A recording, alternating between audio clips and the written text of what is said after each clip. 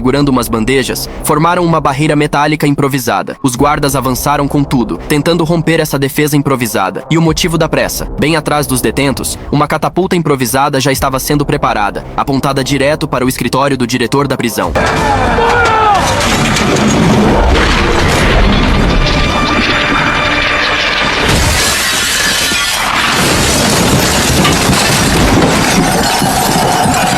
Pois é, essa não era uma prisão qualquer, não. Aqui só tinha militar que deu um passo errado na vida. Soldados que, quando estavam na ativa, já eram conhecidos como encrenqueiros. Agora, sem farda, esqueceram de vez a disciplina e o respeito. O dia inteiro era só jogatina, briga e confusão. Mas isso tava pra mudar, porque nesse dia chegou um novo prisioneiro que ia botar tudo de cabeça pra baixo. Conhecido como Seu Carlos, era um general condecorado, 3 estrelas no peito, famoso no exército americano. Mas por um erro de comando numa missão, acabou causando a morte de soldados inocentes. O resultado? Tribunal militar e uma sentença de 10 anos na prisão. Mas mesmo atrás das grades, a moral dele ainda tava lá no alto. Normalmente, quando chegava um novato, a recepção era cruel. Zoação, humilhação, teste de resistência. Mas quando os presos viram que se tratava do Seu Carlos, o silêncio reinou. Em vez de insultos, só olhares respeitosos. O diretor da prisão, que parecia ser fã do cara, recebeu Carlos com todo o respeito, oferecendo até uma visita especial à sua coleção de armas antigas. Mas Carlos, sem papas na língua, olhou pros troços enferrujados e largou. Só quem nunca pisou num campo de batalha se apega a essas velharias para alimentar o próprio ego. Foi um tapa na cara do diretor. Ele, que já carregava a frustração de nunca ter ido pra guerra, sentiu o golpe. Devolveu o livro de Carlos, que antes queria autografado, e fingiu que não o encontrou. Depois, ordenou que Carlos fosse levado pra cela. Mas a humilhação não ia ficar por isso. No dia seguinte, na hora do banho de sol, o diretor deu um jeito de começar o caos. Só liberou uma bola de basquete pros presos, já esperando que a briga começasse. Dito e feito. 2 caras começaram a se engalfinhar pelo controle do jogo.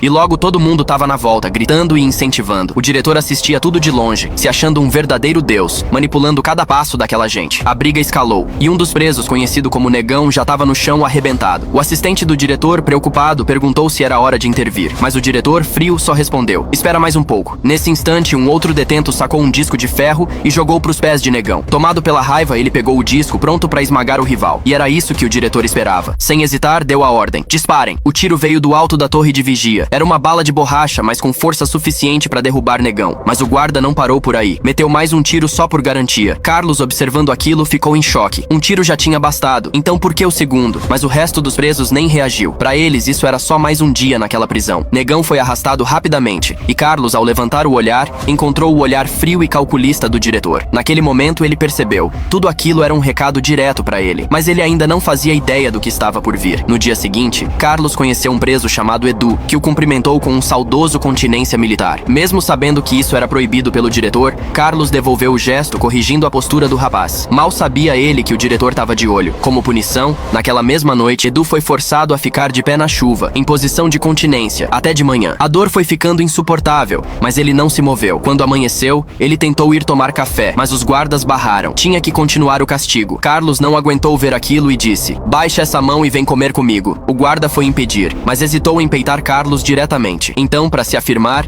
ergueu a mão para bater em Edu, mas Carlos interceptou. Os outros guardas, achando que era confusão, cercaram Carlos e o espancaram ali mesmo. O alarme soou, e o diretor apareceu com seu ar superior. Ele disse que Edu precisava ser punido, mas Carlos rebateu com as regras da prisão. Nenhuma punição pode passar do toque de alvorada do dia seguinte. O diretor, sem se abalar, sacou o manual de conduta e apontou uma nova regra. Carlos entrou em confronto físico com os guardas. Isso exige punição. O castigo veio ao meio-dia. Sob um sol de rachar, Bai foi forçado a carregar pedras de 10 quilos de um lado pro outro. Os presos logo fizeram apostas. Ele aguenta ou não? O suor escorria. A camisa ficou encharcada até que ele atirou, revelando um corpo cheio de cicatrizes de guerra. Naquele momento, os outros soldados presos viram nele algo diferente. O respeito nasceu.